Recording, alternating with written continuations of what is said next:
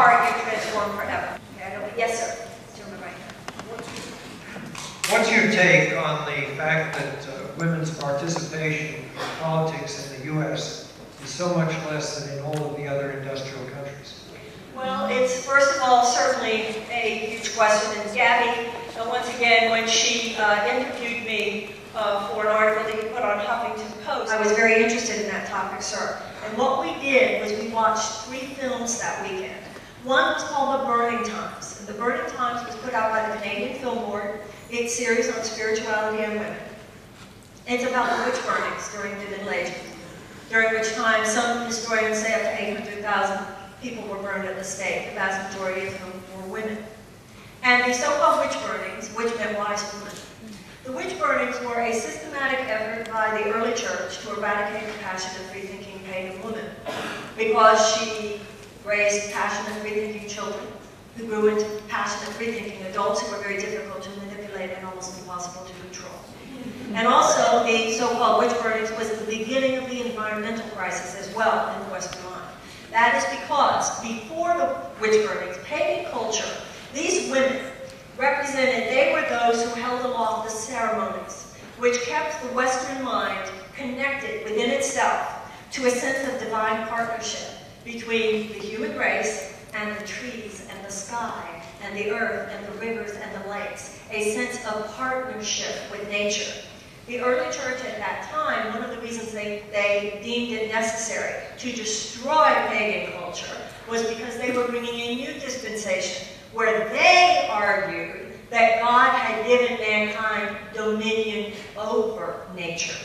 So once you switch from divine partnership and the holy responsibility of partnership with nature to God has given us rights of dominion over nature, we should be proper stewards, of course, but we have dominion over that. Once again, it's the idea, the sick idea that entered. And so the fact that later we have an environmental crisis is actually the effect, the cause of which was that initial change in thinking. Are you with me? But also with the witch burnings, what I was interested in with that was the kind of cellular memory, perhaps, that we have as women of a time when, if we spoke our minds, truly terrible things might happen. When Lincoln signed the Emancipation Proclamation, when the 13th Amendment occurred, when slavery was eradicated in the United States, as we said before, a stroke of a presidential pen, a constitutional amendment, could eradicate the external institution of slavery. And that's not nothing. But no external remedy can eradicate racism. So we're still dealing with that. With women, at least in our part of the world, with slavery too. We don't have slavery in the United States, but we have slavery in this world. And when it comes to women and burning witches, God knows we do not treat women anywhere near that way in our country, or in the West. The truth is, that is not true all around the world. But the point is that even though we stop burning witches, we still have not routed out of Western consciousness the projection of suspicion towards the woman who speaks her mind. And in many ways, we have only changed the consonant from W to B. She's a witch. I hear she's a witch. I hear she's a witch. Has turned to, no, I hear she's a witch. I hear she's a witch. I hear she's a witch.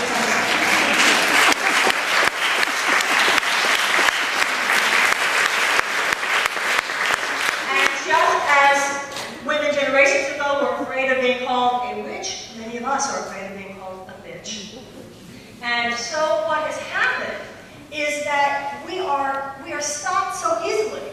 I know this is a generalization, of course, but I think it can be generally argued that men are not as likely as women to be stopped because someone embarrassed or humiliated them. It doesn't have the same searing thing that it does for women. The second thing, movie that we saw, sir, is the old HBO special called Iron-Jawed Angels, about Alice Paul, Susan B. Anthony, Elizabeth Cady Stanton. Ken Burns, who did the Civil War documentary, also made one call about those women called Not for Ourselves Alone. Every American woman should be aware of our history in these things, and men as well. And then the third film. The third film is Abigail Disney's documentary called Pray the Devil Back to Hell. about, isn't it true, and about what women in Liberia did. Now, Gabby asked me about this in the interview. When you look at what women who have a fraction of the political power that women in this room have, who have a fraction of the financial power that the women in this room have, who have a fraction of the freedom that the women in this room have. You look at what they have done to change their countries compared to what we have done. And when Gabby asked me, how should we feel, my response was, healthy shame. Healthy shame. And that's what's happening now. We are realizing, you know, a common anthropological characteristic of all advanced mammalian species who survive and thrive is the fierce behavior on the part of the adult female of the species when she senses a threat to her cubs. The lioness, the tigress, the bear.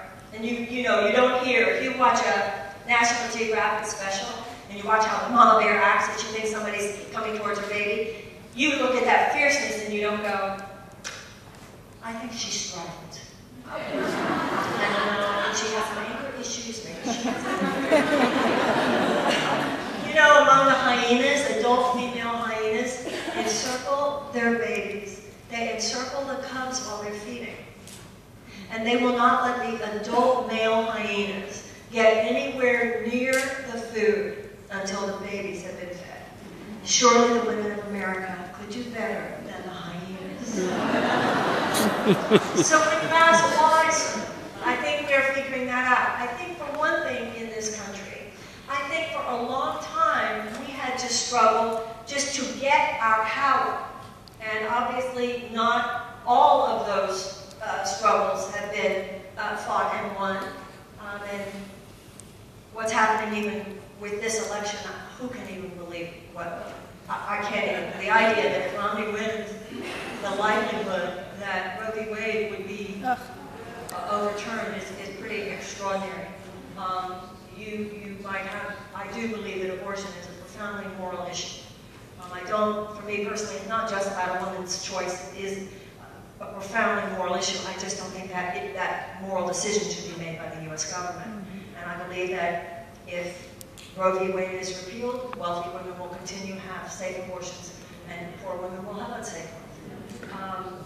So my point there is that we have had to struggle so much to get the rights and the power that we have. But American women, I believe, need to be careful because we have enough power now.